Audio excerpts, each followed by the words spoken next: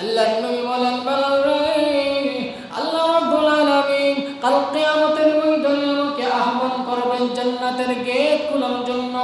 আমাকে একটা উট দেওয়া হবে, আমি উটের উপর আরোহণ করব, আর তুমি বেলাল ওই উটের লাগাম ধরে ধরে থাকবে। তুমি বেলাল আর আমি বিশ্বনবী জান্নাতের ভিতরে দুইজন একসাথে জান্নাতের ভিতরে প্রবেশ করব। হযরত বেলাল সম্পর্কে রাসূল বলেন, বেলাল তোমার শান মর্যাদা কেমন জানো? কাল কিয়ামতের ময়দানে আল্লাহ রাব্বুল আলামিন আমাকে আহ্বান করবেন জান্নাতের গেট খুলে দেওয়ার জন্য। তখন আমি একটা ঘোড়ার উপর সওয়ার হব, আর তুমি বেলাল আমার ঘোড়ার লাগাম ধরে থাকবে। তখন তুমি বেলাল আর আমি বিশ্বনবী একসাথে জান্নাতের ভিতরে প্রবেশ করব। সুবহানাল্লাহ। হযরতে ওমর সম্পর্কে আল্লাহর নবী বলেন, আমি জিবরাইলের সাথে জান্নাতের ভিতরে গেলাম। জান্নাতের ভিতরে গিয়ে দেখি একটা সুন্দর বালাখানা। সুন্দর বালাখানাটা দেখে আমি আকৃষ্ট হয়ে গেলাম। হযরতে জিবরাইলকে জিজ্ঞাসা করলাম, জিবরাইল এই যে সুন্দর একটা বালাখানা দেখা যায় এটা কার?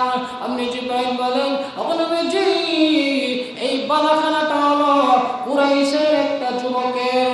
আল্লাহর নবী বলেন, কুরাইশের যুবকটাকে? আপনি জিবরাইল বলেন, ওগো নবীজি এই কুরাইশের যুবকের নাম হলো হযরতে ওমর ইবনুল খাত্তাব। সুবহানাল্লাহ। তাহলে এরকম ভাবে রাসূল প্রত্যেকটা সাহাবায়ে কেরামের শান বর্ণনা করেছেন, যে রাসূল বলেছেন যে আল্লাহর কাছে সাহাবায়ে কেরামের কেমন শান, কেমন মর্যাদা। হযরতে আবু বকর রাদিয়াল্লাহু তাআলা আনহু এমন সাহাবী ছিলেন, আল্লাহর নবী বলেন, আসাদুহুম ফি আমরিল্লাহি ওমর ওয়া আসতাকুম হায়ান উসমান ওয়া কাদাহুম আলী ওয়া ফাতিমাতু সাইয়্যিদাতু আহলিল জান্নাহ। আল্লাহর নবী বলেন, পৃথিবীর মধ্যে সবচেয়ে দয়াশীল যে মানুষটা সেটা হলো হযরতে আবু বকর রাদিয়াল্লাহু তাআলা। এজন্য রাসূল বলেন যে আমার সাহাবায়ে কেরামকে যারা ভালোবাসবে, মুহাব্বত করবে, কেমন জানি আমি রাসূলকেই ভালোবাসা হলো। আর যারা আমার সাহাবায়ে কেরামের সাথে দুশমনি করবে, তারা কেমন জানি আমি রাসূলের সাথেই দুশমনি করবে। একটা ঘটনা বললে বুঝবেন। শিয়া, এক দেশের মধ্যে একটা শিয়া ছিল যে নাকি হযরত আবু বকর, আলী রাদিয়াল্লাহু তাআলা আনহুকে বকাবকি করত। তো ওই দেশের মধ্যে একজন আলেম ছিল হযরত মুহাম্মদ ইবনে আলী উসমান রাহমাতুল্লাহি আলাইহি। তো তিনি পেরেশান যে সাহাবায়ে কেরামকে বকাবকি করে, বকে, আমার তো এগুলো সহ্য হয় না, কি করা যায়? তখন একদিন পেরেশান অবস্থায় ঘুমিয়ে গেলেন। ঘুমের ঘরে স্বপ্ন দেখেন আল্লাহর রাসূল আইসা ওই আলী হাসান ওসামাকে বলতেছে যে, হে মুহাম্মদ ইবনে আলী আসিম, তুমি এত চিন্তিত কেন?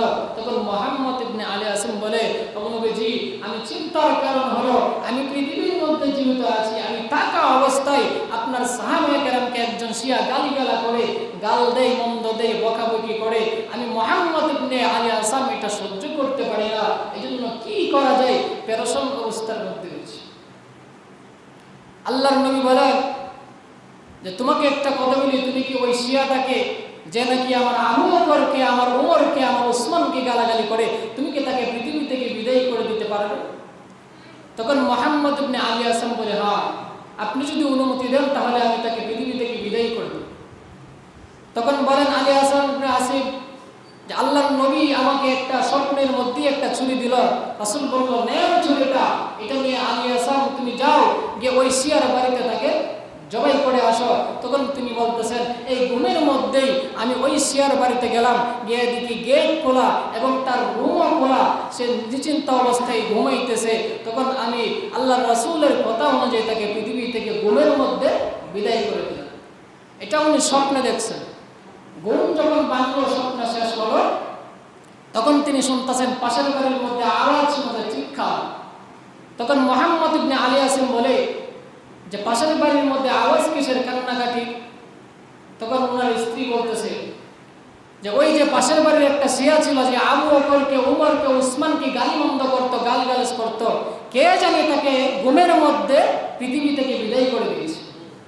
হযরত মুহাম্মদ ইবনে আলী আসিম বলেন, আল্লাহর কসম কে বলি, আমি স্বপ্নে যুগে যে ছুরিটা নিয়ে যেই জায়গার মধ্যে আমি তাকে জবাই করেছিলাম, ঠিক আমি ওই জায়গাটার মধ্যেই গিয়ে দেখি তাকে জবাই করা হয়েছে, সে পৃথিবী থেকে বিদায় হয়ে গেছে।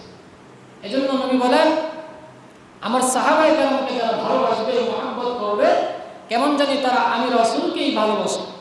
আর যারা আমার সাহাবায়ে কেরামের সাথে দুশমনি করবে, তারা কেমন জানি আমি রাসূলের সাথে দুশমনি করবে। তাহলে সাহাবায়ে কেরামের শান সম্পর্কে আল্লাহ রাব্বুল আলামিন পবিত্র কোরআনেই বলেন, রাদিয়াল্লাহু